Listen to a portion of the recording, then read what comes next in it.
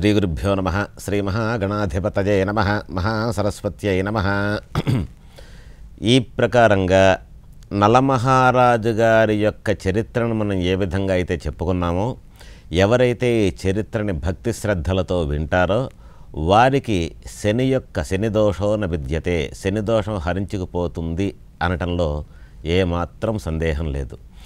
ఎందువల్లంటే ఆ కాలంలో ఉండేటువంటి చక్రవర్తులు కానీ మహారాజులు కానీ ప్రజల యొక్క శ్రేయస్సు మాత్రమే తమ యొక్క పరమావధిగా భావించి ఇహలోకంలో సకల సుఖాలు అనుభవించి ప్రజారంజకంగా ప్రజాపాలన చేస్తూ ఉండేవారు. ఈ నలమహారాజు అనేవారే కాదు, దశరథ మహారాజు, త్రేతాయుగంలో ఉండేటువంటి దశరథ మహారాజు గారు కూడా ఇలాగే తన రాజ్యంలో ఉండేటువంటి భక్తులు ప్రజలు ఏ విధంగా ఉండాలో అని చెప్పని ఆలోచిస్తూ ఉండేవాడు. ఎందువల్లంటే దశరథ మహారాజు గారి యొక్క వంశ సంకం నడిచినప్పుడు కూడా ఇలాంటి సందర్భం ఒకటి గడిచిందిట.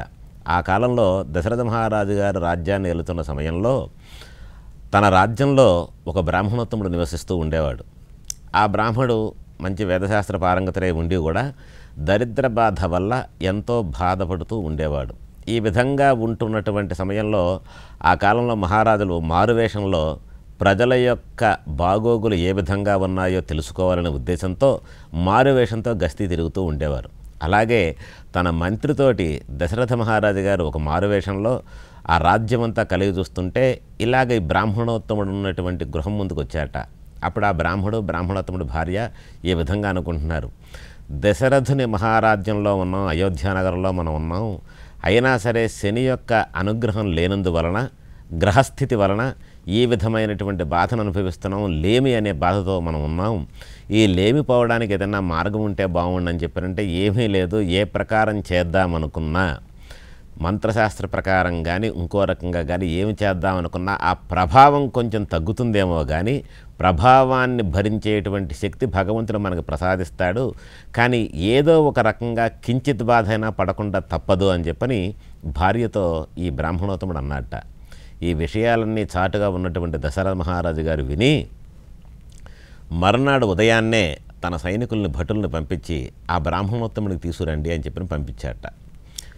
ఈ సైనికులందరూ వచ్చి, అయ్యా మహారాజా వారు మిమ్మల్ని ఆహ్వానిస్తున్నారు, రమ్మన్నారు, తీసుకురమ్మన్నారు అని చెప్పి బ్రాహ్మణోత్తముడి దగ్గర వినయంగా చెప్పారు. చెప్పిన తర్వాత చాలా సంతోషించిన వాడే భార్యతో ఈ విషయం చెప్తే, ఆయన నాథ, మహారాజు గారు ఎందుకని పిలిచారో, ఈ రోజుతో మనకు ఉన్నటువంటి లేమి బాధ ఇబ్బందులు తొలగిపోతాయి, గబగబా వెళ్ళిరండి దశరథ మహారాజు దగ్గరికి అని చెప్పానంటే, దశరథ మహారాజు గారు ఒక కూష్మాండం అంటే ఒక గుమ్మడికాయలో కొంత సువర్ణాన్ని వజ్రాలని పోసి మళ్ళీ యథాప్రకారం దాన్ని మూసివేసి ఈ పంతులు గారికి, ఈ బ్రాహ్మణోత్తముడికి ఈ యొక్క కూష్మాండం కూరగాయలు తీసుకెళ్ళండి అని చెప్పని ఆయనకి ఇచ్చాట.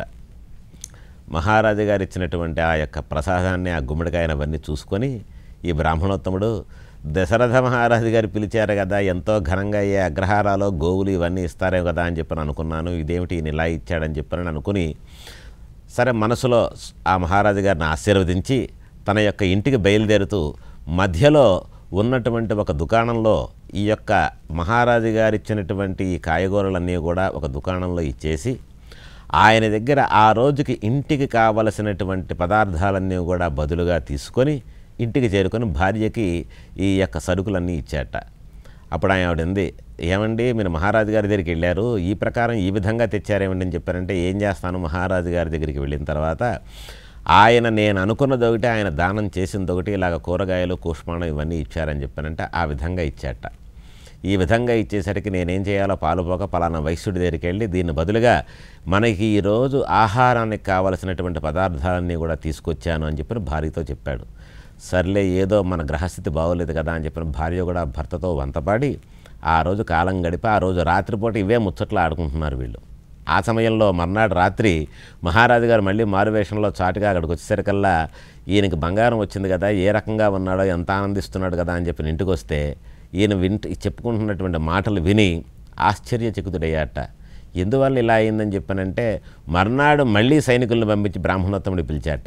మళ్ళీ అదే విధంగా చేశాడు. మళ్ళీ బ్రాహ్మణుడు అదే విధంగా వెళ్ళి ఆహారానికి ఇచ్చేశాడు. ఏ ప్రకారంగా చూసినా, ఏ విధంగా ఆయనకు అందజేయాలని అనుకున్నా, గుప్తదానం చేసినా ఆ బ్రాహ్మణోత్తముడు పొందలేకపోయాడు. కాబట్టి శని ప్రభావం ఈ విధంగా ఉంటుందా అని చెప్పి అనుకొని దశరథ మహారాజు శని భగవానుడితో యుద్ధం చేయడానికి ఉద్యుక్తుడయ్యాట.